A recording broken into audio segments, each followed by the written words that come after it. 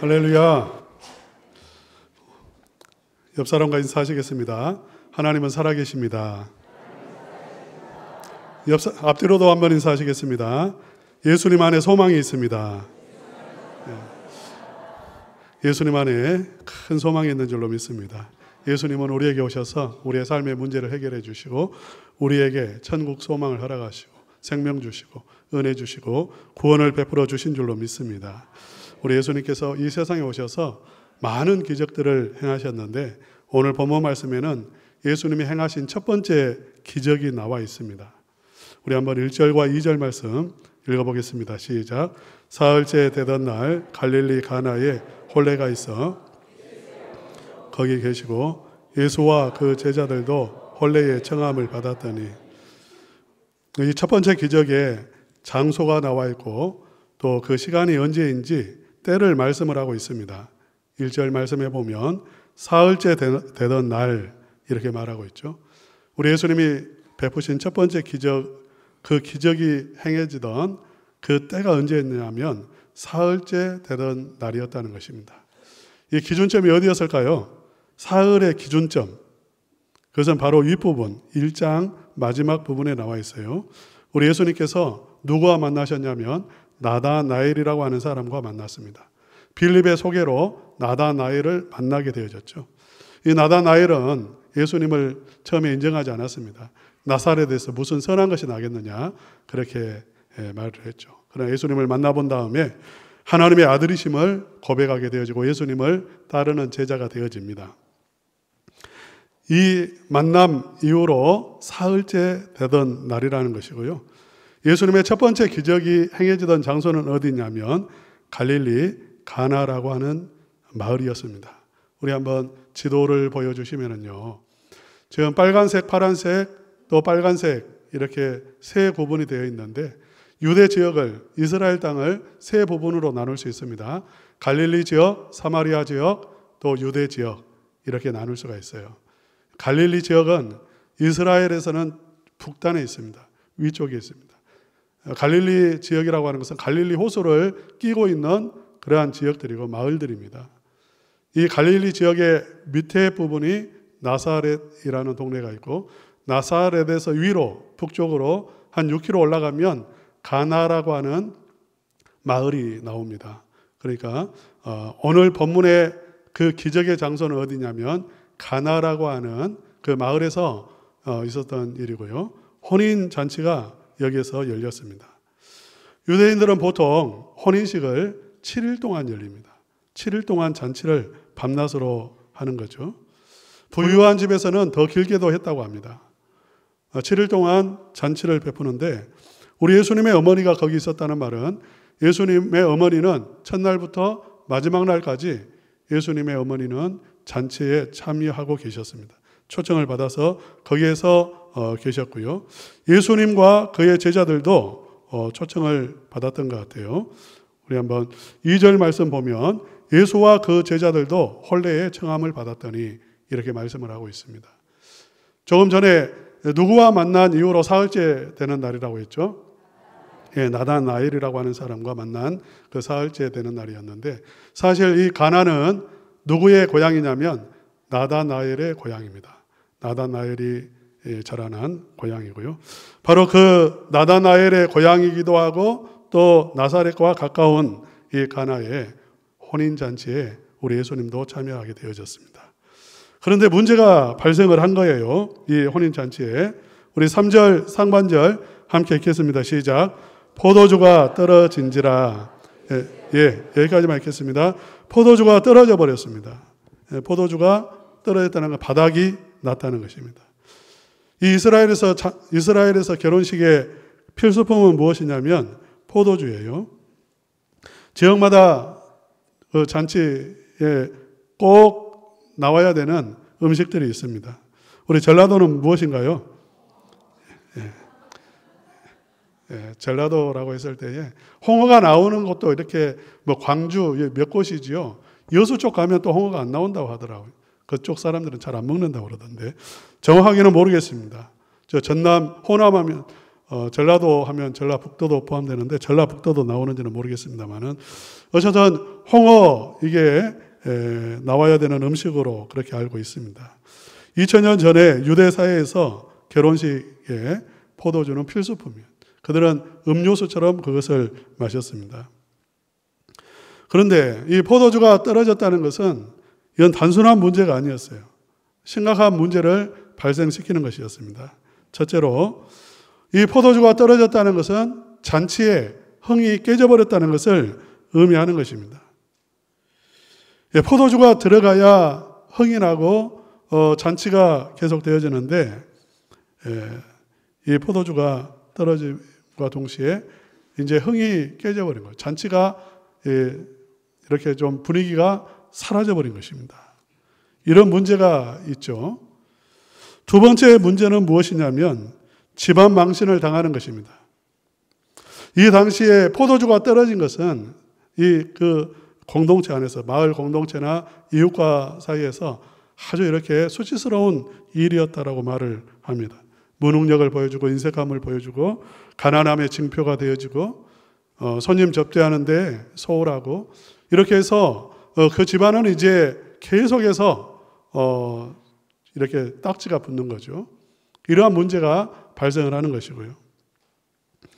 또 이스라엘 사회에서 이 포도주는 무엇을 상징하냐면 축복과 기쁨과 풍요를 상징하는데 하나님의 축복을 상징하고 하나님이 주시는 복을 의미하는 것이고요. 하나님의 은혜를 상징하는 것입니다. 그래서 포도주가 떨어졌다는 것은 무엇을 의미하냐면 하나님의 축복이 이 가정에 사라졌다는 것을 의미하는 것처럼 여겨졌다는 것입니다. 작은 문제는 아니었어요. 포도주가 떨어진 것, 당장에는 분위기가 깨졌어요. 더 이상 잔치를 이어갈 수가 없습니다. 두 번째는 이 집은 이제 낙인이 찍히는 것이고 왕따 당하는 것입니다. 세 번째는 하나님의 은혜가 없는 집이 되어지는 거죠. 두려운 일이지 않습니까? 우리 예수님께서 이 문제를 해결해 주셨습니다. 6절 말씀 한번 읽어볼까요? 다 같이 읽겠습니다. 시작. 거기에 유대인의 정결 예식을 따라 두세 통 드는 돌 항아리 6이 놓여 있는지라. 유대인의 정결 예식이란 무엇이냐면 유대인들은 밖에 나갔다가 들어오면 반드시 손을 씻게 되어 있습니다. 그게 그들의 율법의 전통입니다. 반드시 손을 씻는다는 것입니다. 그래서 정결 예식을 따라 두세 통 드는 돌 항아리 6이 놓여 있다는 것은 그 손을 씻기 위해서 율법을 지키기 위해서 항상 집 앞에 물을 이렇게 담는 항아리를 두는데 그 항아리가 6개 있었다는 말이에요. 돌 항아리입니다. 6개가 있었습니다. 그런데 그 돌 항아리는 얼마만큼 물을 채울 수 있냐면 두세 통을 채울 수 있습니다. 여기서 두세 통은 유대인들의 그 단위 기준이에요. 그 양을 재는 기준인데요. 우리 한번 이것도 그림으로 한번 보여주시기 바랍니다. 한 통은 얼마냐면 38리터가 들어갑니다. 우리 그 정수기에 그 받아 쓰는 물, 옆에 보이는 물통이 한 19리터 된다고 그래요. 그럼 그게 2개 들어가는 거예요. 양이 적습니까? 많습니까? 예. 이게 한 통인데 돌 항아리에는 몇 통이 들어간다고요? 두세 통이 들어가는 거예요. 그러니까 최소한 일반적으로 보면 100리터 정도 들어가는 돌 항아리가 몇 개 있었다는 거죠? 6개가 있었습니다. 7절 함께 읽겠습니다. 시작. 예수께서 그들에게 이르시되 항아리에 물을 채우라 하신즉 아기까지 채우니. 우리 예수님께서 하인들에게 그 잔치에 시중을 드는 사람들에게 말을 했습니다. 지금 이 항아리에 물을 채우라는 것입니다. 이 항아리는 결례 예식에 쓰는 물을 담는 돌 항아리예요. 포도주 담는 항아리 아닙니다. 손님들이 왔으니까 그 물을 이제 썼을 거예요. 바닥이 났을 겁니다. 그런데 이제 그 비어있는 돌 항아리에 물을 다시 채우라고 말을 했고 하인들은 순종해서 아귀까지, 그러니까 그냥 넘치도록 물을 채웠단 말입니다. 8절 읽겠습니다. 시작. 이제는 떠서 연회장에게 갖다 주라 하시매 갖다 주었더니 9절도 읽겠습니다. 시작. 연회장은 물로 된 포도주를 맛보고도 어디서 났는지 알지 못하되 물도원 하인들은 알더라. 연회장이 신랑을 불러. 예. 여기서 연회장이란 이 잔치를 주관하는 총 감독이라고 할 수 있습니다.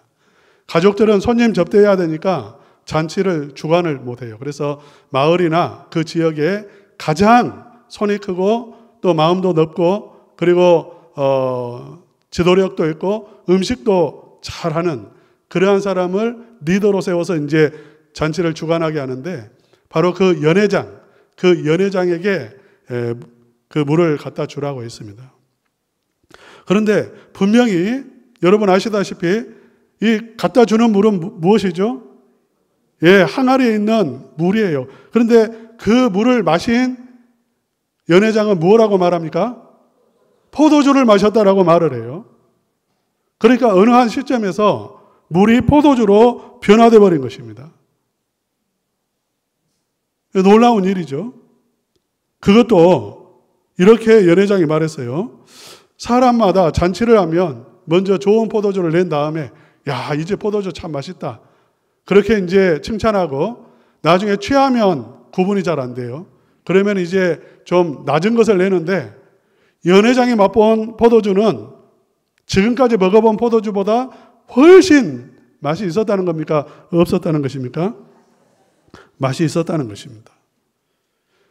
그러니까 지금 거의 한 600리터 정도 되는 최소한 그 물이 무엇으로 변했냐면 포도주로 변했고 최고급 포도주로 바뀌어진 거예요.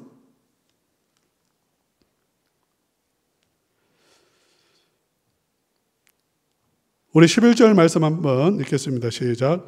예수께서 이 첫 표적을 갈릴리 가나에서 행하여 그의 영광을 나타내심에 제자들이 그를 믿으니라. 이건 기적이었습니다. 이건 놀라운 일이에요. 그런데 기적이라고 말하지 않고 표적이라고 말하고 있습니다. 기적과 표적이 같으면서도 달라요. 기적은 인간이 상상할 수 없는 이 자연 법칙으로는 이해할 수 없는 일이 일어난 것을 기적이라고 말합니다. 물은 포도주가 되어질 수 없어요. 그건 불가능한 일입니다. 있을 수 없어요. 돌덩이를 금으로 만들 수 없습니다. 그건 자연 법칙을 어기는 일이에요. 그건 현실이 아닙니다. 과거에는 연금술사가 있었습니다. 그래서 돌덩이나 철이나 이런 걸 가지고 금을 만들어 보려고 했어요. 그러나 지금은 그런 시도하지 않습니다. 왜냐하면 그건 불가능한 일이기 때문입니다. 그런데 만약 금이 되었다면, 철이 금이 되었다면, 돌덩어리가 금이 되었다면 그것은 기적이라는 거죠. 그런데 표적은 무엇이냐면 그 기적이 담고 있는 의미가 있다는 것입니다. 그 기적 속에는 어떠한 의미가 있고 무언가를 가리키고 있다는 것입니다. 그걸 뭐라고 말하냐면 표적이라고 말하는 거죠. 예수님이 지금 일으키신 이 기적은 기적으로 끝나는 게 아니에요. 그 기적 속에는 몇 가지의 의미를 담고 있는 것이고요. 무언가를 가리키고 있는 거예요. 무엇을 가리키고 있냐면 첫째는 우리 예수님이 하나님의 아들이심을 드러내고 있는 것입니다. 할렐루야. 사랑하는 성도 여러분, 우리 예수님이 누구신가? 생명의 근원이시고 이 우주 만물을 창조하신 하나님이시라는 것이고요. 하나님의 아들이시라는 것입니다. 우리의 믿음의 대상은 너무나 중요한 것입니다. 내가 누구를 믿느냐는 중요한 거예요. 예전에는 해와 달과 별들을 믿었습니다. 그것이 신이라고 생각했습니다. 내 인생의 문제를 해결해 줄 거라고 생각하고 밤낮으로 거기에 빌었습니다. 병을 낫게 해달라고, 고쳐달라고, 도와달라고 빌었어요. 그러나 그 믿음의 대상, 해와 달과 별들은 영혼이 없는 것이고 생각도 없는 것이고 눈도 없고 귀도 없고 코도 없어서 듣지를 못하는 거예요. 무생물이었어요. 믿음의 대상이 잘못된 거죠. 그러니까 들을 수 없는 거예요.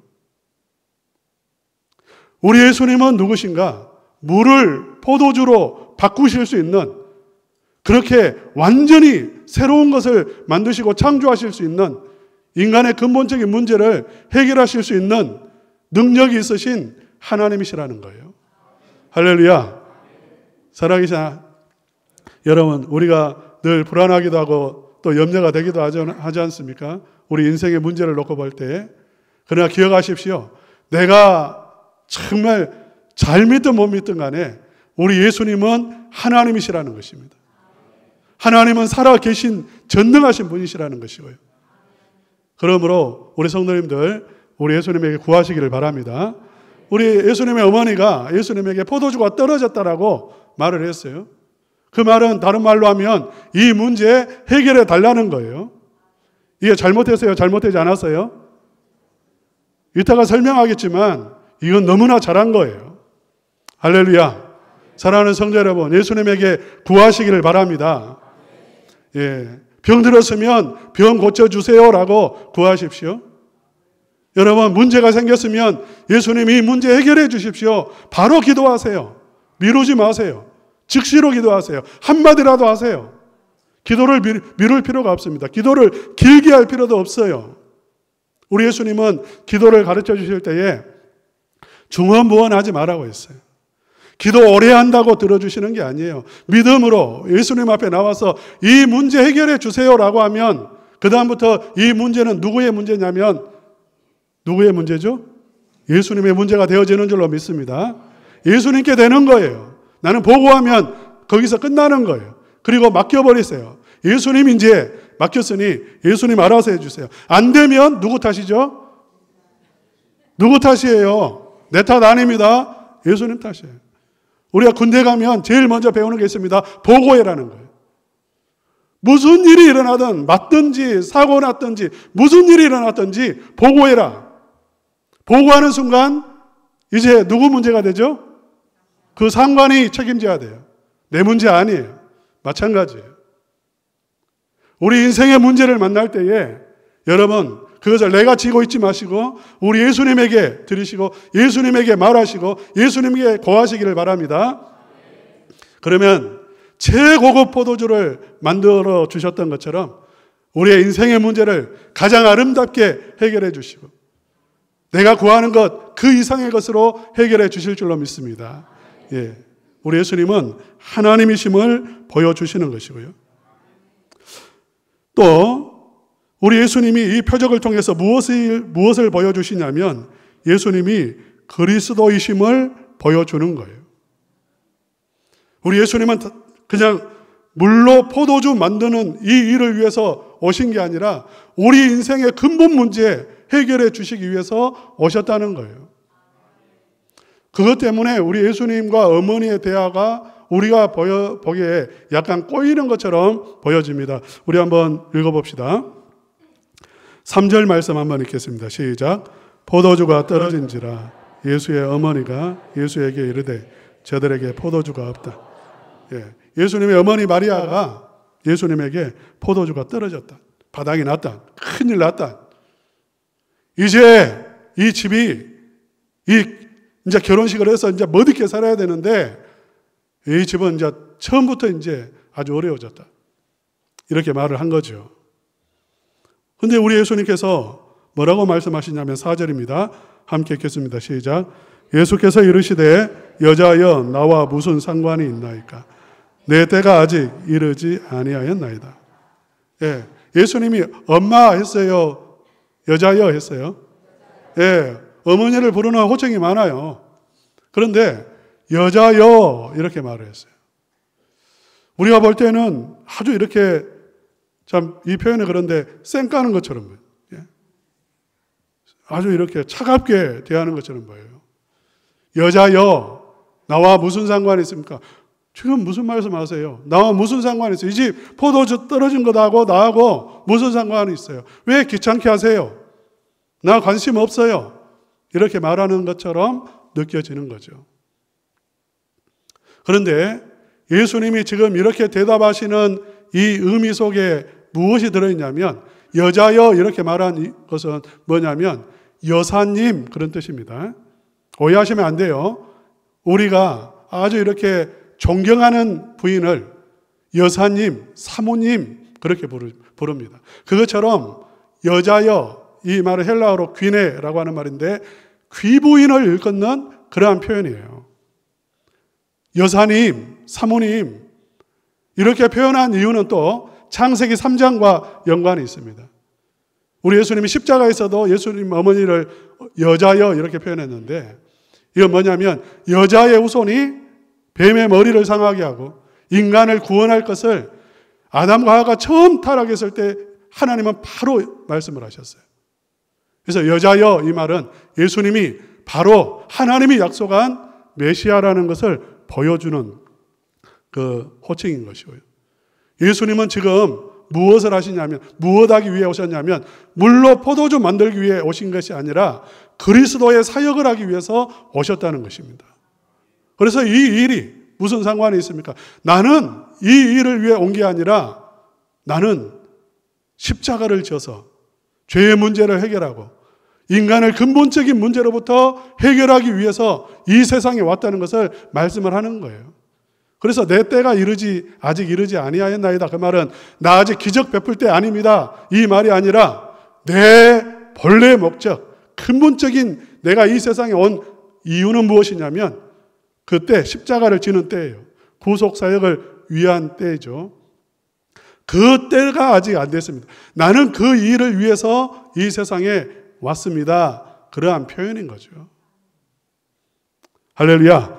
그러니까 이 기적이 보여주는 것은 무엇이냐면 이 전체 내용 속에 예수님은 그리스도라는 거예요. 여러분 보세요. 지금 이 집에 술이 떨어졌어요. 이 술이 떨어진 것이 무엇을 의미하죠? 예? 술이 떨어졌어요. 왜 떨어졌을까요? 술이 왜 떨어졌을까요? 여러분 집에 술 왜 떨어집니까? 마셨으니까 떨어지는 거 아니에요. 예.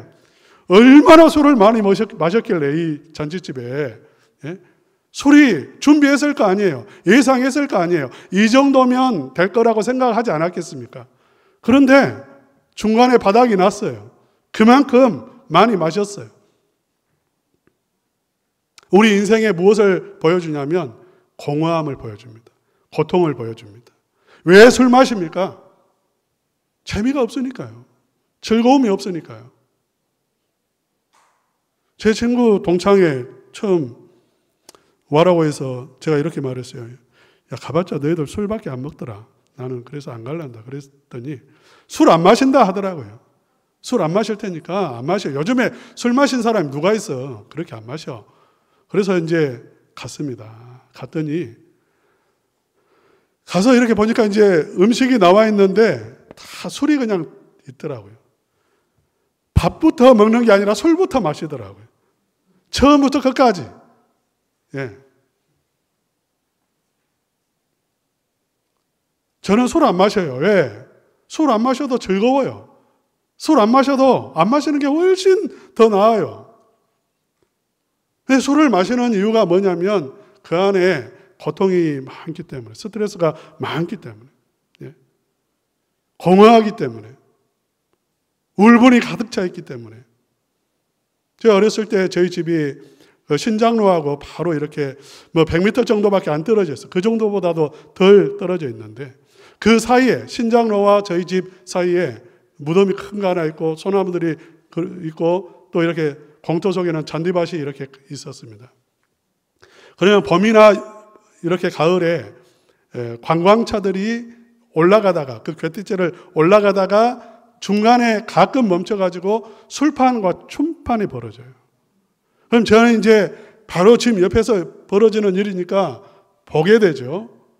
그 당시만 해도 우리 여자분들은 한복을 입었습니다. 주로 그 기억이 나요. 어디 놀러 가면 여자들이 한복을 입고 잘 갔어요.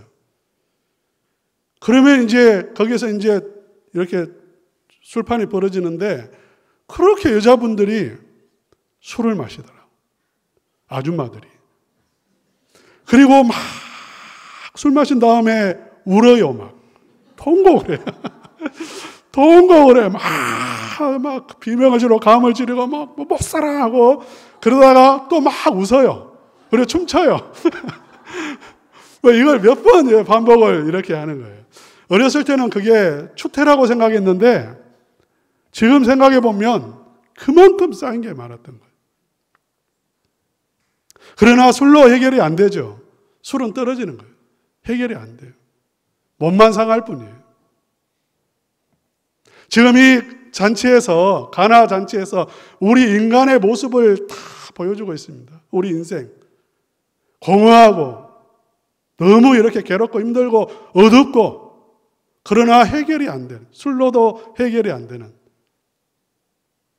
그러한 인생의 모습을 보여주고 있고요.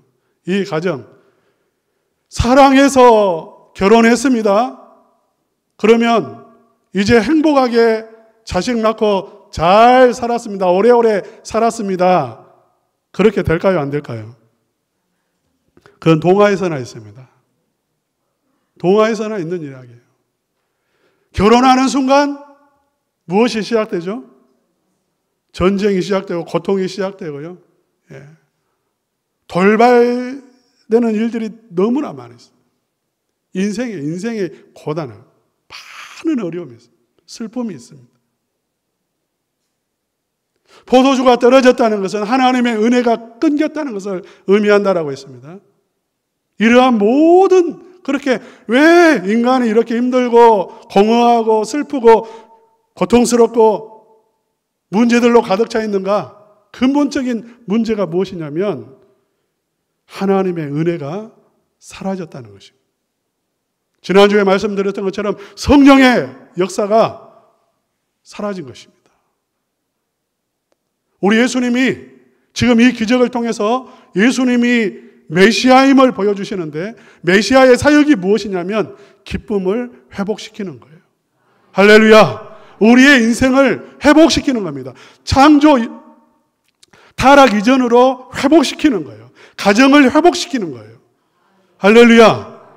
그것을 보여주시는 거예요. 우리 예수님께서 이 잔치집에 오셔서 근본적으로 해결해 주세요. 물을 포도주로 변화시킴으로써 우리 예수님이 하나님의 아들로서 메시아로서 우리 인생에 오시면 우리의 인생이 변화된다는 것입니다. 할렐루야. 사랑하는 성도 여러분, 이렇게 우리 11절 말씀 다시 한번 읽어봅시다. 시작. 예수께서 이 첫 표적을 갈릴리 가나에서 행하여 그의 영광을 나타내심에 제자들이 그를 믿으니라. 예. 이 제자들 예수님 믿는 사람이에요. 예수님을 따르는 사람들입니다. 나다나엘은 뭐라고 고백했냐면 예수님이 하나님의 아들이시라고 고백했고 예수님께서도 말씀하셨어요. 그런데 그들이 이 기적을 보고 뭐라고 고백을 하냐면 이 표적을 보고 진짜 하나님의 아들이 맞습니다. 이 말을 한다는 거예요. 여러분, 우리의 삶에 일어나는 이러한 변화들, 우리의 삶에 부어주시는 하나님의 은혜, 그것을 내가 체험할 때에 우리의 입술에서도 이러한 고백이 나오게 되어집니다. 진짜 하나님 살아계시군요. 하나님은 정말 도와주시는 분이시군요. 할렐루야. 예. 우리가 두렵지 않습니까? 우리의 믿음도 늘 흔들리지 않습니까? 여러분, 우리 예수님에게 구하시기를 바랍니다. 우리 예수님께서 구하시면 예수님은 그것을 표적으로 바꾸어 주세요. 그리고 우리의 입술에서 하나님의 영광을 보게 하시고 정말 내가 믿습니다.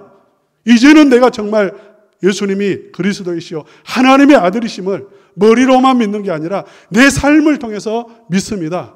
이렇게 고백하게 되어질 거예요.